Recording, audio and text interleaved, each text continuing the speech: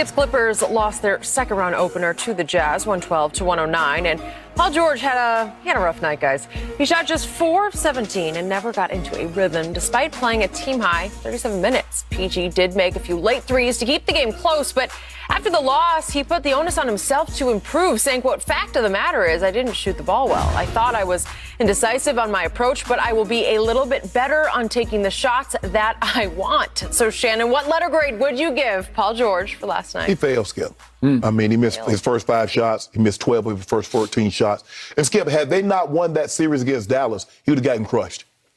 Because in Game 7, he was 5 of 15. He was 2 of 8 from 3. In Game 6, he was 6 of 15, 2 of 7 from 3. Game 5, he was 7 of 15, 3 of 7 from 3. Had they not won that series, we would be talking about Pandemic P again, Skip. Okay. He dodged a huge bullet by Kawhi going out of his mind and Marcus Morris shooting out of his mind in Game 7.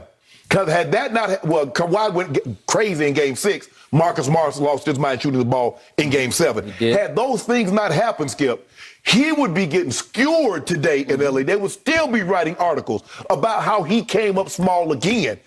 4 of 17 is not going to cut it. They did not bring you here. They did not mortgage their future, foreseeable future, for you to go 4 of 17. He was awful. He's got to play better. And the Utah Jazz, you know, you heard those chants about playoff P and overrated. Yep. He's going to have to play better.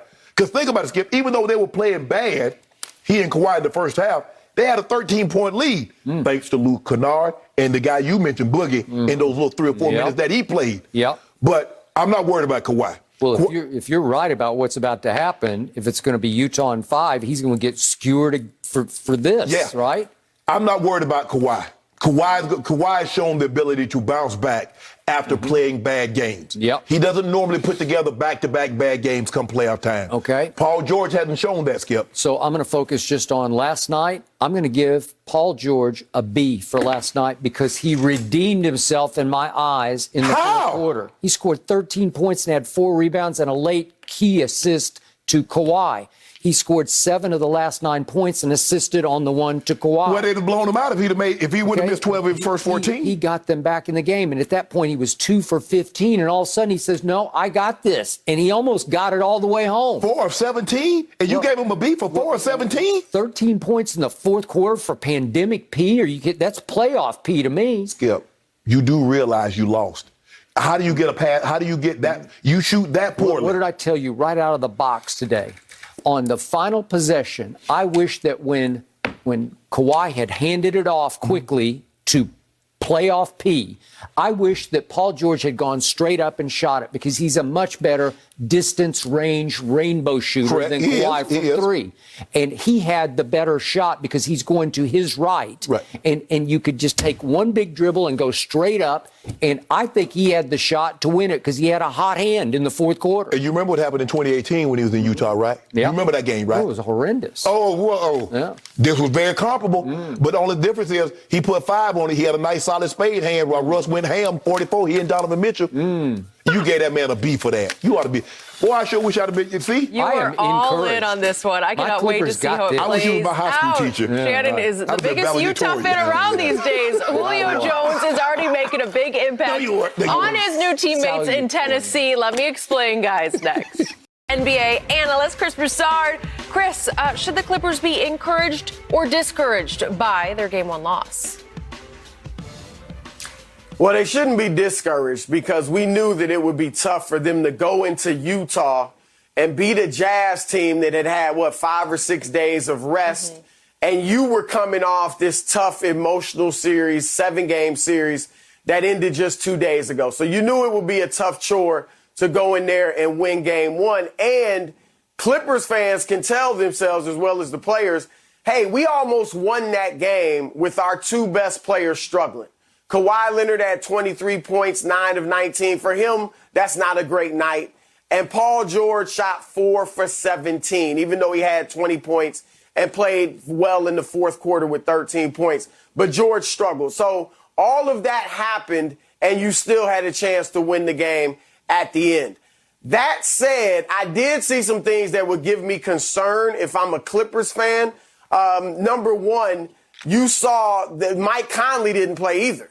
So you can talk about Paul George and Kawhi struggled, but Mike Conley wasn't playing. Conley's a, all-star level. He's never made an all-star team, but he's right below the all-star level type player. He's very good on both ends of the floor, and he's another guy that can penetrate off the dribble and create for himself and his teammates. So you had one guy to worry about that could do that last night. Jordan Clarkson, yes, off the bench, he's a nice scorer.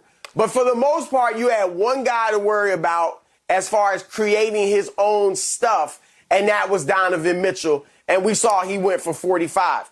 Go back to last series. You had one guy to worry about that was creating all the offense, Luka Doncic, and he went off on the Clippers. Now, last night, same thing, one guy. When Conley gets back, whether it's game 2 or game 3, he's going to be another guy you've got to worry about. So that could open things up, not that he needs it, but open things up even more for Donovan Mitchell. And then you've got the shooters to surround him. So that's a cause for concern. And then Paul George, 4 for 17. I mentioned it earlier. He is not hitting shots at all. He was 5 for 15 in game 7 against Dallas, 6 for 15 in game 6. Over the last 3 games, he shot 32% from the floor. I know he's had his moments. He's hit a couple of big shots. I mentioned the 13 points last night in the fourth quarter. But I'm not sure you can beat Utah with Paul George shooting like this consistently. They're going to need him to step up and be a legitimate wingman for Kawhi. I'm not worried about Kawhi. Kawhi will bounce back starting in game 2. But Paul George has got to give them a little more consistency on the offensive end for them to prevail. I got them in 7, so I expect a long, tough series, but they're going to need a consistent Paul George to play well for them. I don't know why the Clippers would be encouraged, considering that had they been blown out, they could have used the excuse we had tired legs, we played game 7. But, Chris, they were up 13. Utah missed 20 straight shots. You could have buried them. That was your opportunity. You could have buried them. Spider Mitchell had 13 points at the half. Nobody on Utah was playing particularly well in the first half. That was your opportunity to send the death knell blow. And they didn't. Mitchell gets it going. The difference between Dallas and Utah, obviously the record, you say, if you want to say Donovan and Luka are push, but the difference is the surrounding players. Those guys will make shots early and they will make tough shots late. Bogdan didn't. Joe Ingles was 3 of 14. So what happens when he heats up? Let me get my shark too much. Joe Ingles was 3 of 12. 1 of 8. Bogdanovich was 6 of 14. You know they gonna shoot better than that next go around.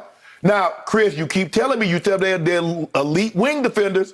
Now, Luka had 3 40-point games and a 39-point game. Luka also had a 42-point game in March. Zach LaVine dropped 45 on him. We see Donovan Mitchell had 46. What's going on with that defense? Paul George, you mentioned, he was 7 of 15 in game 5, 6 of 15, 5 of 15, 3 of, 4 of 14. Come on. And you keep saying, he going to turn it around. Are we sure about that? Are we sure? He keep passing up big shots. Chris, you ain't mentioned it, but you saw 2 guys pass up a shot and say, Marcus Morris, you take it. We don't want it. Because I know if somebody else had done that, he'd be up here pounding the table. If you the GOAT, you got to take that shot. So wait, you're saying Kawhi Leonard is better than LeBron James? I can't tell. Oh. I can't tell. Interesting. Chris, you've been with Skip a lot longer than I have. When have he ever allowed LeBron to use the excuse of being tired? He played 7 games. Not one time. You remember LeBron played 7 games against Boston his last year in Cleveland? Yeah. And then dropped 51 in the opening game against Golden State. Yeah. And you talked about, LeBron quit. He's separated from his team. But I'm going to let you have your little moment. But you're going home in 5. And we got 5 on it. Yes, 5 for 5. Kawhi Leonard invented load management with some help from Greg Popovich. So I first guessed this for the record, and this man also picked Utah to win this game last night. I did, of course. And I think you thought Utah would win handily, and they should have won handily because Kawhi Leonard was literally running on empty last night, or trotting on empty, or crawling on empty, because I think that whole team was psychologically gassed from what I believe was the greatest comeback in NBA playoff history against the Dallas Mavericks. It took every ounce of heart and soul for them to climb out of the holes they kept digging for themselves at Staples, where they lost games, 1, 2, and 5. Yep. It's impossible what they did against Luka and company, and it took Kawhi being Jordan.